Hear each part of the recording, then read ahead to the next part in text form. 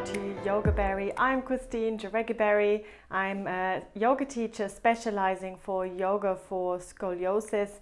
I also run a lovely Facebook group which you're very welcome to join if you or one of your loved ones have scoliosis. You will find it under Yoga for Scoliosis community over on Facebook, and it's there to motivate, to support each other, and just meeting other people that are going through the same thing as you do. So today I've got 2 yoga poses for you which are specifically for left lumbar, right thoracic scoliosis. So before we start, it's very important to understand your curve, understand what we're trying to do with the yoga practice. And if you do, then you can pretty much take it into any yoga pose, and you can go to a regular yoga class and adapt your yoga poses for your specific curve.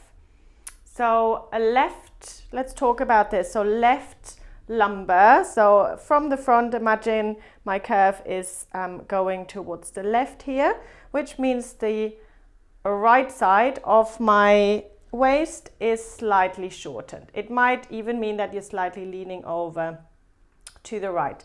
So what we need to do here is lengthen in this right side of the lumbar spine. So just notice what's happening with my hips. So I do actually have a left lumbar scoliosis, so it's relatively easy for me to do. So we're lengthening through this side. In the thoracic spine, so a right thoracic curve, this is the way that it will naturally go. So we're slightly bending over to the left. So what we're trying to do is lengthening here through the left side of the thoracic spine. Now this would all be very easy, of course, if it was just left and right, but unfortunately there's usually also rotation in the spine. So what happens in the lumbar spine, I'm not going to go in too much detail into this, but it's slightly rotated, so the right hip might come forward and the left hip might go back. In the thoracic spine you might have a rib hump, very likely that you have a rib hump on the right side. So that means it's going backwards on this way. So again, we're trying to bring it forward. But I'll talk you through it once we go into the yoga poses. All you need is, for the second yoga pose, you'll need a chair. So just get your chair and then we'll get started when you're ready. So starting in Tadasana, in mountain pose, and we're trying to have the feet hip distance apart. So hip bones here at the front of the hips, and one straight line down towards the knees and the ankles. So feet are parallel. Make sure that not one foot is facing, turning outwards. We're lifting and lengthening up through the spine. So imagine you've got a string attached at the crown of the head and you're growing just a little bit taller. And then from there, we're going to take the arms up over the head, reaching through the fingertips, but we're going to keep the shoulder blades down. So drawing the shoulder blades down at the back.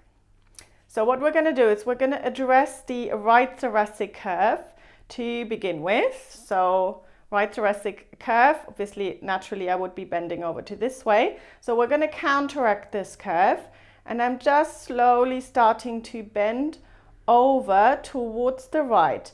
Now I'm keeping my hips and my center very stable. So hopefully you'll be able to see I'm just literally bending from the upper spine. So towards the right, and then from there I'm just ever so slightly turning my left chest up towards the ceiling. And then keep breathing. Hold it for a few breaths. And then slowly coming out. Release the arms for a while. Roll the shoulders a couple of times, and then we do the other side. So bring the arms up over the head, drawing the shoulder blades down. Now we're addressing the lumbar curve. So this time the upper spine stays relatively straight. We're bending over to the left. So this lengthens the right side of the waist. And here we're simply going to try and keep the left hip forward and bringing the right hip slightly back. Good, so we're trying not to overextend in this left arm, because remember, this is where the thoracic curve goes. So especially draw that shoulder blade down. So we're bending here, we're bending from the hips. And then slowly coming up and release the arms. Good, so that was pose number 1. The second pose, Parsvottanasana, it's called in Sanskrit. And let's start with left foot forward and the right foot back.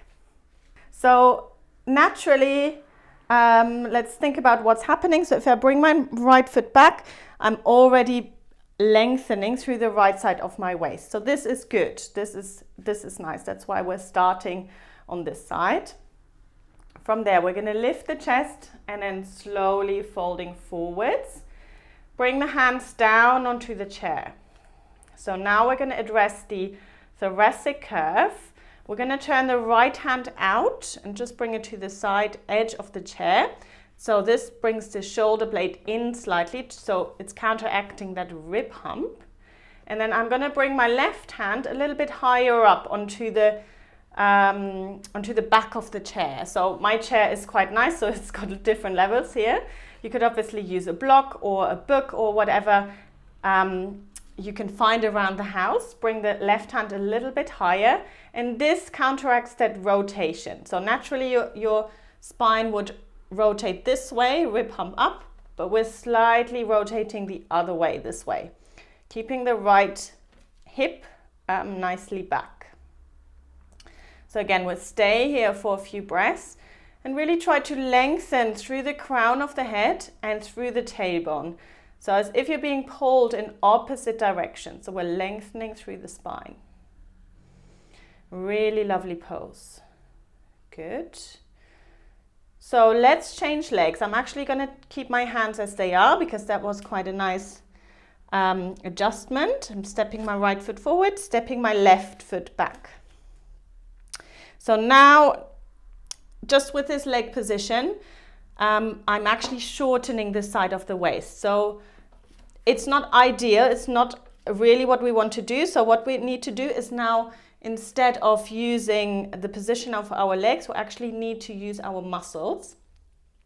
So I'm going to bring my right hip back and the left hip slightly forward. So I don't know if you can see it. So I'm bringing it slightly back this way and then squeezing the inner thighs together. Still, the right hand is turned out, so keeping my right shoulder in, and the left hand is onto the higher level of the chair to get a little bit into a rotation in the upper spine. Lengthening through the crown of the head, lifting the back of the neck, lengthening through the tailbone. Take 3 to 5 long breaths here. So very important to stay in the pose for a while, allowing for the body to remember what it's learned. Good, and then slowly coming up. Good, so these poses are really, really good for S-curves, and my instructions were obviously for left lumbar, right thoracic curves, but very, very easily can be reversed as well. Feel free to get in touch with me if ever you want to work with me on a one-to-one basis. I offer private sessions via Skype or via Zoom, and we can design your own tailor-made program that is just for you, just right for your curve. And you've got a daily practice that way, and then can continue and maybe at some stage go to a regular yoga class. So I really hope you enjoyed this. Please do subscribe to my YouTube channel, and I'll see you very soon for the next video.